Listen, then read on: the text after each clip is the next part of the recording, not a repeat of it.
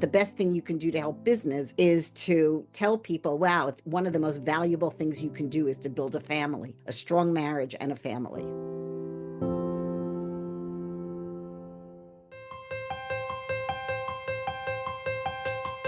Welcome back to Straight Talk on Life Issues. I'm Victor Nieves, president of Life Issues Institute, and we're so glad that you've joined us today. Over the years, the size of an average American family has unfortunately continued to decline. The fact is, this issue isn't just limited to the United States. Around the world, nearly every developed nation is experiencing a significant decline in fertility rates as families are not having enough children to replace our current populations. We know that big families are a tremendous blessing, and they should be celebrated. Today, we will do just that. We're joined by Daniel Lapin, an international best-selling author, speaker, broadcaster. He's recognized across 3 continents for his ability to apply timeless biblical wisdom. We're also joined by his wife, Susan Lapin. She's authored numerous bestsellers, including the book The Holistic You, Thou Shalt Prosper, and many more. Well, Daniel and Susan, welcome to the show. Thanks for joining us. Thank you. Great to be with you.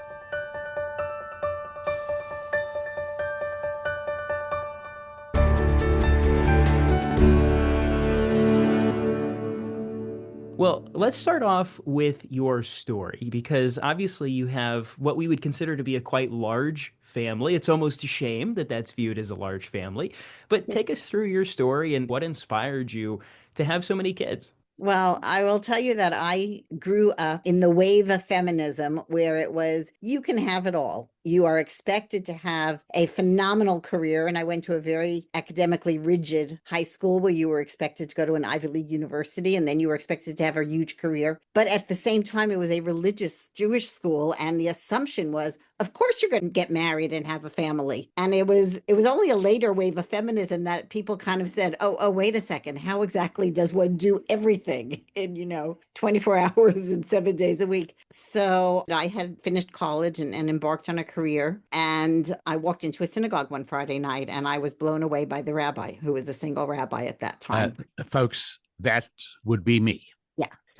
And it was an amazing and very unique synagogue filled with young people. And I was a bit footloose at that point. So I lucked into a very good job and I got an apartment with another young lady in the community. And within a very short while, Michael Medved, who was the president of the community, basically invited my husband and me over for dinner at his house without telling me there'd be only one other person at the table. And 12 days later, we got engaged. So he set you up. He set us up. 12 days later, we got engaged, at which point my husband informed me that my career was going to have to go because he was working full time. He was working at that point for Merrill Lynch. He was working a full-time job. But before he started, he was teaching classes. And after he ended his day, he was teaching classes. And he said, if you have, your career, we're never going to see each other. As well as the fact that just, having Shabbat meals and being available for people, that was a huge, huge deal for me. Because I had been literally raised on the, you're intelligent and you're competent and you're going to go places in the career world. I think you spent your honeymoon catering Shabbat meals for 12 and more We people. didn't have a honeymoon for many years. And then simply from a religious perspective, we see children as a blessing. And they, thank God, came. And we have 6 daughters and 1 son. And he's not the baby. We didn't stop because we finally had our boy. He's actually right in the middle. It's 3 girls, boy, 3 girls. And it is a huge blessing to us. And thank God we at this point have more than 25 grandchildren, which again is a blessing that a lot of people today don't have at all. Wow. That really is incredible. 25 grandchildren is amazing. We understand that those children are a blessing. And I think our listener understands the amazing 25 grandchildren is just incredible. But unfortunately, there are those out there who they see a large family and they kind of scoff. They see a large family and we've been told that, humans are a scourge or whatever it would be, and that we shouldn't be having a bunch of children for various different reasons. Have you ever faced any pressure, maybe political pressure, social pressure from those around you for having a large family? Oh, yeah, we did. Or maybe you'll tell about our next door neighbor in California. Well, he reported us for running an unauthorized preschool in our house. Just because there were so many kids. Yeah, right. Oh, no way. And then when we used to go on family outings, it was really a lot of fun. We used to fairly often have people come over to us and say, "Aren't you aware of the environmental pressure people cause on the world? Aren't you embarrassed to have so many children?" And We lived in Los Angeles, so this was this was what you California. would Yeah. expect it. Yeah. And my answer would always be, "Madam, I'm afraid you're making a mistake. This is a charity taking care of homeless orphans." And then, they'd be backpedaling and lots of apologizing. And then just before she parted, just kidding. We like it this way. And what's more, we have another big vehicle that's also got 10 cylinders, and we use gasoline a whole lot. The other thing that was funny, that sometimes you would say, oh, well, 3 are from her first husband Yeah. and 4 are from my first wife. And that was fine. Like, had we been divorced and remarried, that would have been fine. So why do you think that is? That's very funny, by the way. But why do you think it is that they would have a particular maybe dislike of you having such a big family if they were all yours? That's exactly what they were momentarily confused, and they weren't able to conduct a conversation with us and do the arithmetic at the same time. So they just backed off of that. But when they went home and thought about it, they said, well, that was dumb. There's still the same number of kids in the world. Yeah, no kidding. And not to suggest that it was constant and ongoing, but periodically, every now and then, there'd be a loudmouth busybody who'd have something to say, and we enjoyed that. I will tell you, we once did an RV trip with our kids and we drove through Utah. We were driving to Yellowstone, and at an overnight park, at that point, we had 3, I believe, and I was visibly expecting the 4th. And literally, as we walked through the park where we were parked for the RV, people would say, oh, that's lovely. Have as many as you can. You won't ever regret it. I know a national show isn't the place to correct our ruminations, but I'm pretty sure Ari was on that trip. So that would be, we had So four. we had 4, and I was expecting the 5th. Yeah, that's right. Because I also remember we did a huge modification on the RV to turn one room into a dorm. Wow. And so, there's the humor side of things. Did it ever bother you, or did it kind of just glance right off when people might have something, not nice, something nasty to say?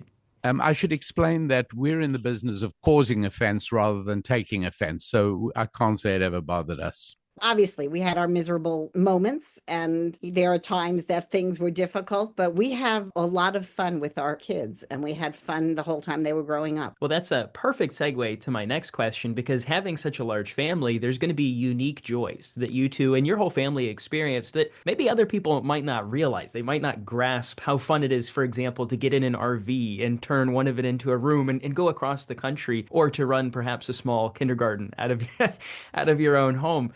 What are some of your favorite joys looking back of having such a large family? Well, really, for me, I think one of the biggest favors that Susan ever did for me was agreeing to homeschool the children. And so we just had this constant boisterous house with things going on almost 24/7. It was just too wonderful for words that the children were being educated at home and playing at home and living at home and having their friends over at home. And to such an extent that less so Susan, but me, I find it hard to work in a very quiet room. I'm better off working in a noisy coffee shop because I'm just used to the racket going on all the time, which was just quite wonderful. From my perspective, I think, there are many people who want children and are not blessed with them. And sometimes you're blessed with one child and then there's just not another one on the way. So we didn't know, but I know that as a mother, there wasn't a question of, is this a full-time job for me? I had 7 children. We were homeschooling, actually, most of the time, 6 of them. It was clear this was a full-time position. It made it very easy for me to see this is where I'm putting my time. And at the same time, helping my husband in his ministry and his work. And the kids helped also. And that was another thing, but that it was very clear that everybody has to pitch in. No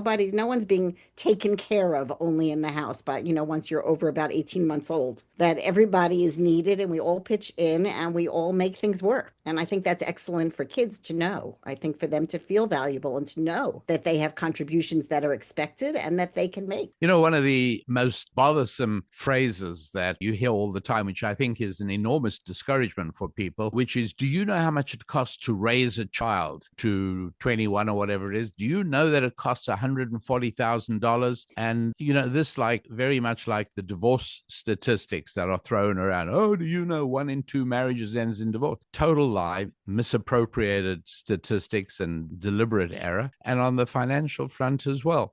The notion that we spent $1 million on raising our family, which is what they would have us believe. I can't say we kept accurate records but that's simply not true. And it's a lie, and it's a destructive lie. And as we touch on that practical side, that is one of those lies, as you say, that's very destructive. And it's one of the things that has caused a lot of young families to not want to have a lot of children. Maybe there's economic pressure, and maybe they don't even know if they can buy a home right now. There's certain concerns and things like that. What's your advice to young people who that's the primary kind of the tripping point for them? They're afraid of maybe the finances, or they're afraid of the practical, maybe the time investment or whatever it would be.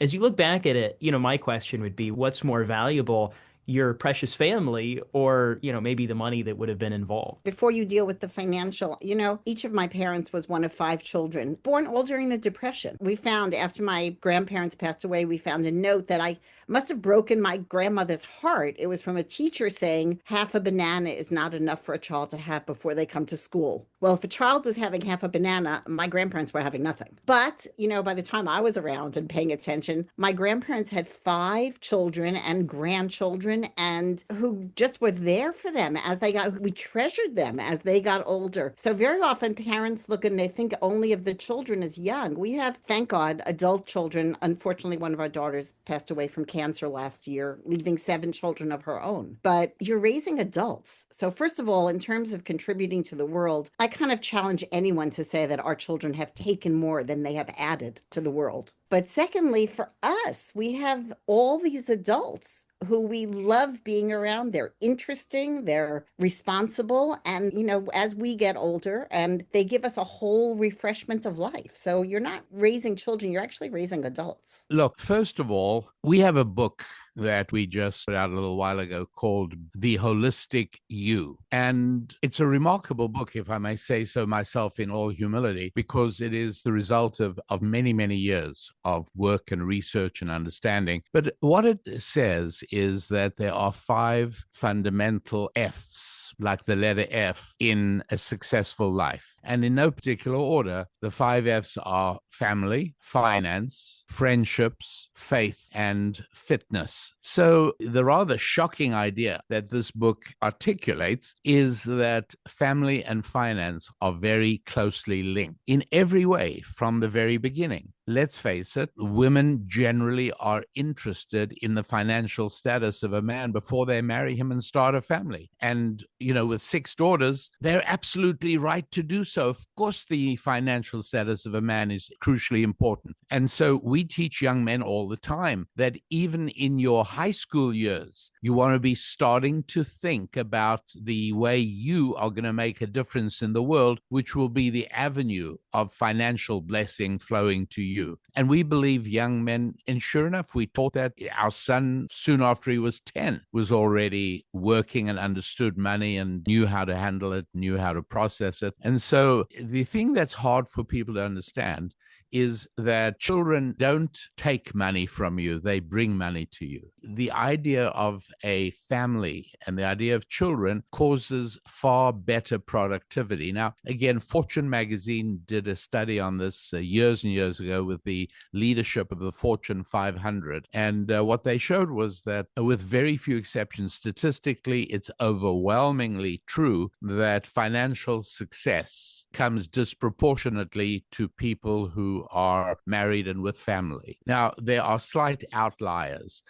Bill Gates had financial success before he was married, and several other high-tech black swan stars did the same thing. But when you look at the thousands and thousands and thousands of millionaires and centimillionaires throughout the country, overwhelmingly having family helps. And the reason for that, if you think about it, is really quite obvious, which is that you have far more motivating one to perform. And I'm speaking primarily about men here, and that's perhaps a different discussion. But speaking of men, to work in and realize you're making money so you can get another car or go on a vacation is certainly a motivation, but it isn't a powerful motivation. If a woman does you the honor of accepting your ability to provide for her and to give her security and safety and protection in every possible way, that altogether is a different level. The great feminist, you wouldn't have thought I'd have much in common with a feminist, but I so admire this woman because she's so honest, and that's Professor Camille Paglia at the University in Philadelphia. And she said, if it wasn't for men, women would be living in grass huts. And then conversely, if there were no women, men would be living in caves, because 9/10 of what we do is spurred by the presence of a woman. And once they're children, it's even more so. I always say that much more than a father creates a child creates a father. And men change when they become fathers. They buy insurance. They stop jumping out of airplanes, hanging from slender fabric. They don't do any of the extreme sports. Fathers are different from other men. And that's why a child imparts to a father the ability and the drive and the persistence to make far more money than single men or men without children. Wonderful. That's a perfect response to the questions about the practical side of having a family. I want to talk, Susan, you had mentioned the community that comes along with having such a large family. It's almost like you have your own community within your immediate family. How has that played into raising so many kids? First of all, our children, yes, they fought, and yes, they sometimes probably would have preferred for somebody not to be there. We never heard the words "I'm bored," because very quickly I had lots of chores that could be done if anybody was bored. And we always told them only boring people are bored. So you made your own fun, and you did. And then you have, each one has friends. And so we just had a very vibrant and lively house. And I will say that I think it's very hard for young people today because they've never seen a family that they want to emulate. And that is really important to be, for me, because I only had one sister, but I babysat for a family, and I didn't even realize at the time, but once I had my own children, I realized that I was watching very carefully. I watched the love between the husband and wife. I watched the love for the children. I watched the way they spoke to each other, and I watched the way they spoke to their children. And that played into my life tremendously. And if I could give one piece of advice, the same way if somebody wanted to go into a business, you might say, find somebody and ask if you can shadow them for a little while. If you can really get a feel, you need to do that for marriage and family as well. And it's ridiculous. People look at a movie star gets married, whoever, what was it? Britney Spears was that the one who just got married, and everybody's talking about it. Okay, that's not anything that has anything to do with a real person's life. But find a real person, a real couple, and they will be very, very happy. We used to have single women all the time, and who would come, and they would come on our vacations with us. They would hang out around our house. It was a huge help. They made themselves at home. But they also got to see, in other words, it prepared them for their own marriages. And so, yes, I think a community, it's very hard to do something just on your own. And if you're not going to go homestead somewhere where you're not involved with other people, having a large family does by definition bring a lot of people into your life. It's also your children have friends, and then you get to know the parents of those friends. And it's a marvelous community expanding device. And so as we look at our culture right now, just over the last couple of decades, this has statistically been true. People are having smaller families, unfortunately. I think it's important to distinguish between an increase in people who are having small families, but that is dwarfed by the vast increase in people who are having no families at all. Which is a huge concern. And we see that with fertility rates are dropping, not just in the West, the entire developed world. We see fertility rates dropping. With one exception, a little country called Israel, which still enjoys fertility rates of over 4 compared with the United States, which, correct me if I'm wrong, I think we're at about 1.6 in the United States. Yep, we're sitting at about 1.6, which has become pretty average throughout Europe and the different developed nations. And it's a really big problem. So what do you see as the solution to that? How do we change it? Because many people may not be aware of this. declining fertility rates can be a death sentence for a country. That is a catastrophic problem that's on the horizon. If we don't have enough children, we're in for a really bad future. So how do you see us changing culture to where big families are not just accepted, but where big families are encouraged, big families are celebrated, where that's something that we all want to emulate? How do we make that happen? Well, in my view, is one of those things that, like in mountain climbing, if you strike a straight line direct for the summit, you are probably going to tumble off a cliff somewhere on the way. The approach to the summit of a mountain is always circuitous. It's going in apparently the wrong direction for a while in order to be able to get to the destination. And I don't know that we have to go in the wrong direction at all, but I'm going to say, Susan, I hope you're going to correct me and tell me I'm wrong, because I really would like to be wrong on this one, because it's challenging and it's difficult. I don't think that it's possible to encourage or persuade or cajole people into building sizable families without religion. And so I do believe that the first job is to evangelize. The first job is to make people see that a secular society is a failure on every level, including ultimately economic, which is the economic consequence of declining fertility. And I say that because Israel is one of the best proofs of this, that Israel is an extremely religious society. And, there they are, modern, developed country, headquarters of almost every major American tech firm have outposts in Israel. And, Israel's enjoying a fertility up around 4. That's not a function of finance. It's a function of faith. I agree with you, but I think I would even expand it beyond religion. I think meaning. I think we have taken away, we've stripped religion, we've stripped patriotism. We've stripped so many things from meaning. And I think this has to do, again, even with an increase in suicide rates and an increase in everything. We've taken meaning away from people's lives. And I think if we can put that back, that life is meaningful. And that's a respectful life, not only for children, but a respect for elderly life, the whole thing. All these things come together as we talk about, euthanasia and all sorts of things, but everything financial. When the answer is financial, if we offered more on-site daycare, and if we offered money for IVF, and if we offered money for freezing eggs, well, those are all actually working to help business. And the truth is that the best thing you can do to help business is to tell people, wow, one of the most valuable things you can do is to build a family, a strong marriage and a family. And I think sharing the stories of families that have had a large, loving community. It's almost, I keep going back to that word community. What a blessing it is to have that within just your immediate family. To share those stories should be an encouragement to the young people. And that is a perfect segue to my next question, which is, what advice do you both have to a young couple that's on the fence? They've heard all of the negative propaganda. They've heard all the reasons not to have a kid. Now, thankfully, they've heard your testimony here as well. But what would you say to them if they're 50-50? They could go either way and they're not sure what to do.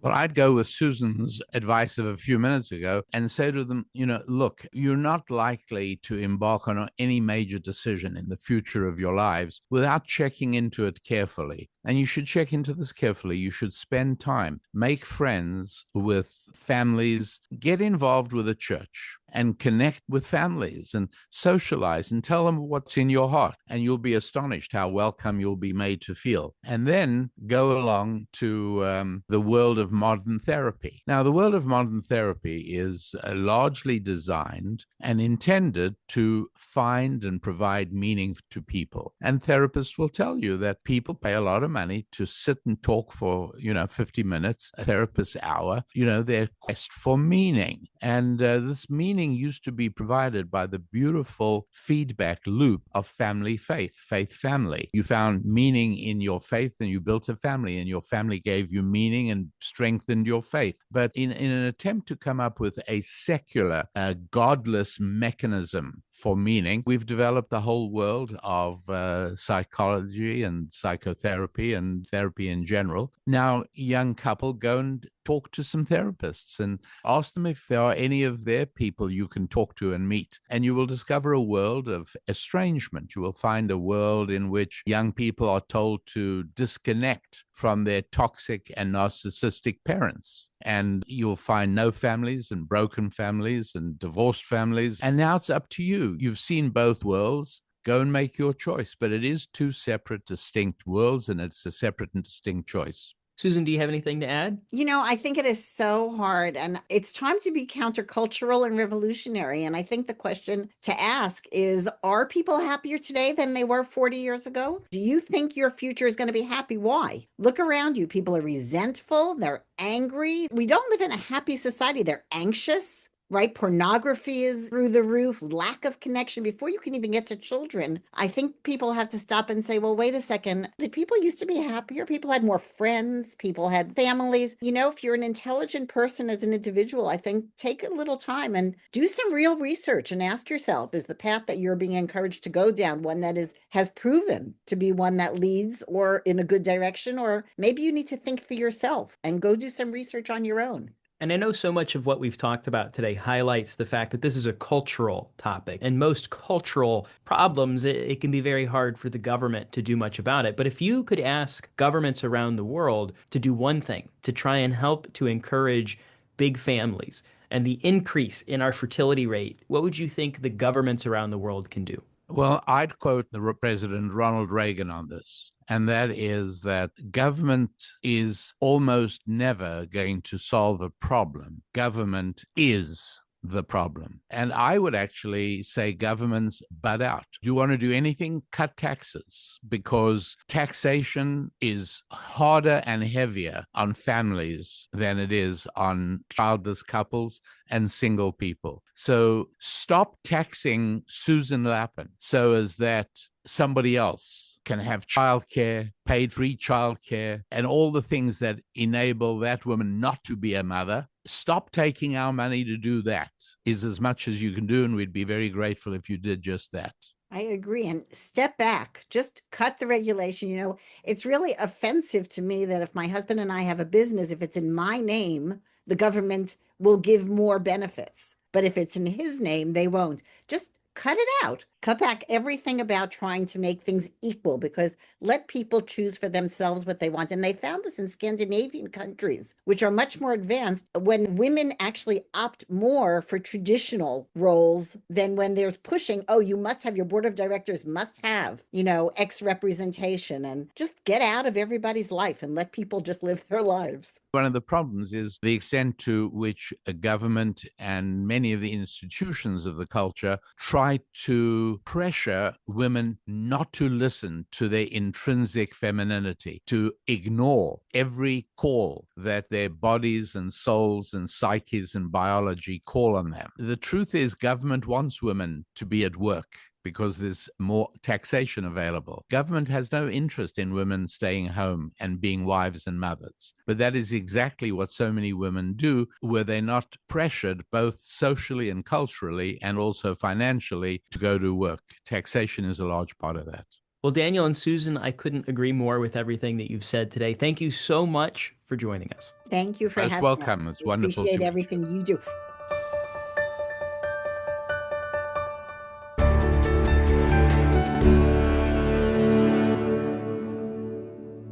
Well, I hope today's program has been a blessing to you in the way that it's been a blessing to me. I say this to my fellow young people out there. Big families are a blessing. And I think today's conversation has really shed some light on the fact that there are no greater blessings than having a family and a community to build that around and to see the way that they handled the criticism, because that's something that we know unfortunately does happen to those who have large families, is they get criticism and maybe a side eye, a negative passing remark. But to see the way that they just came together as a family, they brushed it off and they understood what they had, which was a tremendous blessing. And they weren't going to let anybody else discourage them from having that blessing. And so my encouragement to the young people out there is not to listen to the voices that would tell you that having a family is a bad thing, but instead listen to the voices of those who have had that blessing, who have seen what it's like to raise 6 or 7 children, and then to go and do what the Bible tells us to do, to be fruitful and multiply and to have your family. If you want to learn more about this, you can go to our website, lifeissues.org, and you can check out free information and resources provided to you from our guests and other experts. Again, that's at our website, lifeissues.org. Be sure to tune in next week for another Straight Talk on Life Issues.